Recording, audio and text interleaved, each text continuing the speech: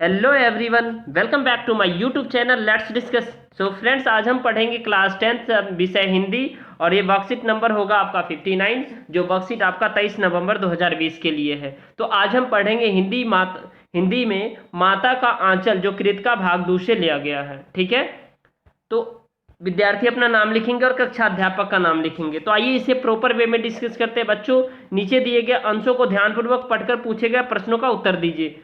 अब हम कृत का भाग 2 के पहले पाठ यानी माता का आंचल का अध्ययन करेंगे। किसका? माता का आंचल का हम अध्ययन करेंगे। इसके रचयिता है सी पूजन सहाय। किसने लिखा है? सी पूजन सहाय ने लिखा है। तो आपको याद रखना है, माता का आंचल 1 नंबर में पूछा जाता है, जो आपके बोर्ड के एग्जाम में है आता है। जो माता का आंचल किसने लिखा है? तो सी पूजन सहाय। यह पाठ उनके द्वारा लिखा गया उपन्यास देहाती दुनिया से लिया गया है। उनके द्वारा लिखा गया उपन्यास देहाती दुनिया से लिया गया, अर्थात देहात शब्द का अर्थ है ग्रामीण। और यह सन 1926 में प्रकाशित यह हिंदी का पहला आंचलिक उपन्यास माना गया था। यानी 1926 में जब इसको प्रकाशित किया गया था तो उसमें पहला आंचलिक उपन्यास माना गया था। और एक आंचलिक उपन्यासकार फणीश्वर नाथ रेणु भी है, और आंचलिक उपन्यासकार जो है ना, ये सी पूजन सहाय भी है। ठीक है, आपको ये याद रखना है। और आंचलिक शब्द से अभिप्राय अंचल क्षेत्र विशेष की सामाजिक, सांस्कृतिक, धार्मिक, आर्थिक स्थिति, परिवेश का चित्रण हिंदी साहित्य में स्मरण शिल्प में लिखा गया है। यह पहला उपन्यास माना जाता है। स्मरण शिल्प कहने का तात्पर्य है अपनी स्मृति अथवा यादाश्त पर आधारित घटनाक्रमों के आधार पर लिया गया है। इस पाठ में ग्रामीण अंचल और उसके चरित्रों का एक अनोखा चित्र प्रस्तुत किया गया। यानी इस पाठ में जो आपको गांव में जो अंचल होते हैं, प्रखंड जिसे कहते हैं, ठीक है, जैसे यहाँ एमसीडी कहते हैं, वहाँ गांव में अंचल होता है। ठीक है, तो उसके बारे में उसका चित्रण किया गया, उसके बारे में बताया गया, उसको कंपैरिजन किया गया गांव और शहर से किया गया, जो आगे और को आपको बताया जाएगा। उसके चित्रों का अनोखा चित्रण किया गया। बालकों के खेल खेल यानी बालकों के खेल खेल, कौतूहल, माँ की ममता, पिता का दुलार, लोकगीत आदि का प्रसंग इसमें बहुत ही जीवंत रूप में प्रस्तुत किया गया है। इस पाठ में बाल मनोभावी की अभिक्रिया व्यक्ति के साथ तत्कालीन समाज के पारिवारिक परिवेश का सजीव और रोचक चित्रण भी किया गया है। अब देखिए, इस प्रस्तुत पाठ में एक बालक, जिसे पिताजी प्यार से भोलानाथ कहते हैं, इस पाठ में एक बालक है, पिताजी प्यार से उन्हें क्या कहते हैं? भोलानाथ कहते हैं। और उसके वास्तविक नाम है, उसका जो वास्तविक नाम था तारकेश्वर नाथ ने अपनी बचपन की कुछ स्मरणों का उल्लेख करते हुए संस्मरणों का उल्लेख करते हुए माता पिता और उनके स्नेह के सिंचित बचपन का वर्णन किया। यानी अपने जो एक्सपीरियंस है अपने माता पिता के बारे में बताया उन्होंने। ठीक है, तो आइए इसमें जो कुछ प्रश्न है इसको सॉल्व करते हैं। पहला प्रश्न है, माता का आंचल पाठ कहाँ से लिया गया? देहात शब्द से आपका क्या अभिप्राय है? उसके विलोम शब्द लिखिए। और आंचलिक शब्द से क्या अभिप्राय है?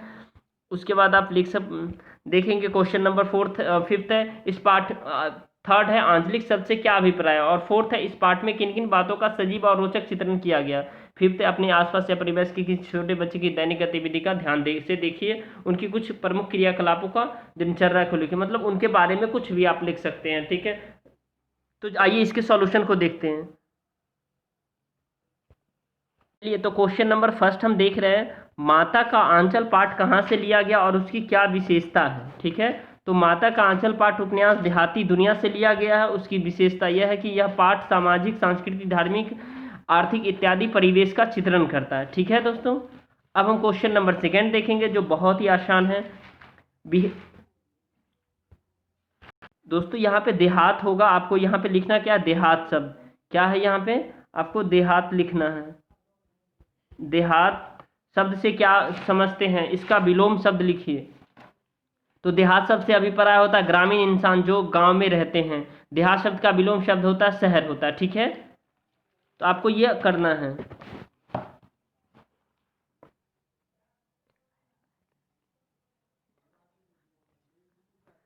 आंचलिक शब्द से आपका क्या अभिप्राय है? तो आंचलिक शब्द से अभिप्राय यहाँ शब्द लिखेंगे। आंचलिक शब्द से अभिप्राय है एक आंचल या क्षेत्र विशेष की सामाजिक, सांस्कृतिक, धार्मिक, आर्थिक परिवेश। क्वेश्चन नंबर आपका फोर्थ है, इस पाठ में किन किन बातों का सजीव और रोचक चित्रण किया गया था? इस पाठ में ग्रामीण अंचल और उसके चरित्रों का एक अनोखा चित्र प्रस्तुत किया गया है, जैसे बालकों की खेल, कौतूहल, माँ की ममता, पिता का दुलार, लोकगीत आदि का प्रसंग इसमें बहुत ही जीवंत रूप में प्रस्तुत किया गया है। अब हम क्वेश्चन नंबर 5 देखेंगे और लास्ट है, ये बहुत ही इंटरेस्टिंग क्वेश्चन है। चलिए, क्वेश्चन नंबर 5 है, आपके परिवार या आसपास की किसी छोटे बच्चे की दैनिक गतिविधि को ध्यान से देखिए, उसकी कुछ प्रमुख क्रियाकलापों की याद दिनचर्या को लिखिए। ठीक है, तो क्वेश्चन नंबर 5 का आपका आंसर है, हमारे आसपास में एक छोटा सा बच्चा है जिसका नाम मनीष है। वो आप अपने तरीके से लिख सकते हैं, आप अपने एरिया वाइज लिख सकते हैं, आप जिस बच्चों को देखते हैं उसके एक्टिविटीज़ को लिख सकते हैं, बच्चे कैसे करते हैं, अपना पढ़ाई कैसे करते हैं, सुबह से शाम तक वो अपने जीवन कैसे जीते हैं, उसके बारे में आपको लिखना है। तो हमारे आसपास में एक छोटा सा बच्चा है जिसका नाम मनीष, जो आदर्श परिवार से आता है। उसकी गतिविधि, सुबह उठकर टॉयलेट जाता है, फिर ब्रश करता है, उसके बाद स्नान करता है, फिर नाश्ता लेता है और स्कूल में चलाई जा रही ऑनलाइन क्लास अटेंड करने के लिए तैयार हो जाता है और सभी क्लास समय पर लेता है, जिससे उसका कॉन्फिडेंस काफ़ी अच्छा हो गया और वह अपनी गतिविधि को दूसरों से बेहतर करता है, क्योंकि उसने अपनी पढ़ाई को सबसे ज़्यादा बहुत बढ़िया है और उसी तरह उसके डेली रूटीन चलता है उसका। ठीक है, तो सुबह से लेकर शाम तक वो बहुत अच्छे तरीके से अपने पढ़ाई को कंटिन्यू कर पाता है। ओके फ्रेंड्स, तो अगर आपको यह वीडियो पसंद आए तो इस वीडियो को आप लाइक कीजिए और चैनल को सब्सक्राइब कीजिए ताकि आपको लेटेस्ट नोटिफिकेशन मिलता रहे। Thank you, thanks a lot for watching.